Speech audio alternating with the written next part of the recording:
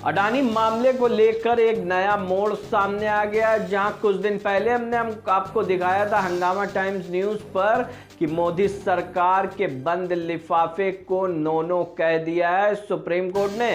तो वहीं आपको हम बता दें, अडानी केस में एक नया मोड़ आ गया है। सुप्रीम कोर्ट ने सरकार को लगा दी है फटकार और कहा है बंद लिफाफे में वह सुझाव स्वीकार नहीं करेंगे। ये देश का मामला है, सारी चीजें एकदम पारदर्शिता तरीके से होनी चाहिए। आइए दिखाते हैं आपको एक विस्तृत रिपोर्ट में क्या कहा है सुप्रीम कोर्ट ने मोदी सरकार को। निवेशकों के हितों की रक्षा करने के लिए सुझाव देने पर समिति बनाने के मुद्दे पर अहम बात कही है। 3 जजों की बेंच ने पूरे मामले में पारदर्शिता रखने पर जोर देते हुए कहा है कि वो बंद लिफाफे में किसी तरीके के सुझाव स्वीकार नहीं करेंगे।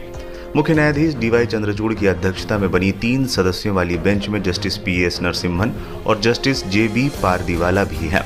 इस बेंच ने कहा है, हम आपसे बंद लिफाफे में मिलने वाले सुझाव स्वीकार नहीं करेंगे क्योंकि हम पूरी पारदर्शिता रखना चाहते हैं। सर्वोच्च अदालत ने कहा है कि वो निवेशकों के हितों की रक्षा के लिए सुझाव देने के लिए एक कमेटी बनाने के पक्ष में है, लेकिन इस समिति के सदस्य कौन होंगे इस पर सरकार या याचिकाकर्ता के सुझाव को मंजूर नहीं करेगी।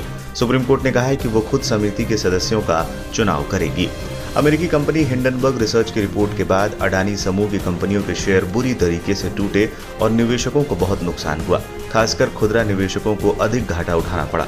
इसके बाद केंद्र सरकार इस पर राजी हो गई है कि एक समिति बनाई जाए जो निवेशकों के हितों की रक्षा के लिए स्टॉक एक्सचेंज में जरूरी सुधार या बदलाव के लिए सुझाव देगी।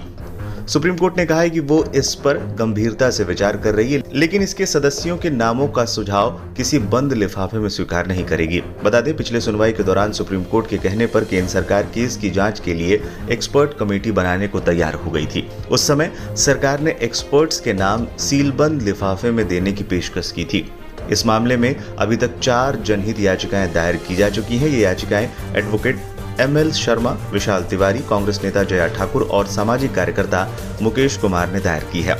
अलग अलग दायर इन याचिकाओं में मोटे तौर पर दावा किया गया है कि हिंडनबर्ग ने शेयरों को शॉर्ट सेल किया, जिससे निवेशकों को भारी नुकसान हुआ।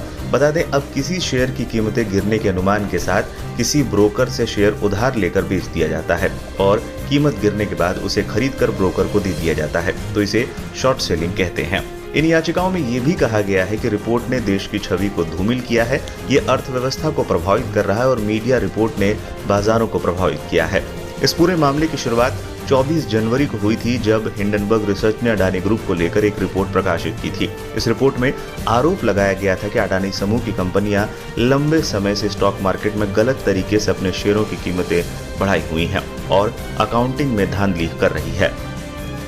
हंगामा टाइम्स की तमाम खबरों को देखने के लिए हंगामा टाइम्स को सब्सक्राइब कर लीजिए और बेल आइकन दबा लीजिए। अगर आपको ये वीडियो अच्छा लगा हो तो लाइक बटन प्रेस कर अपनी प्रतिक्रिया हमारे कमेंट बॉक्स में देना मत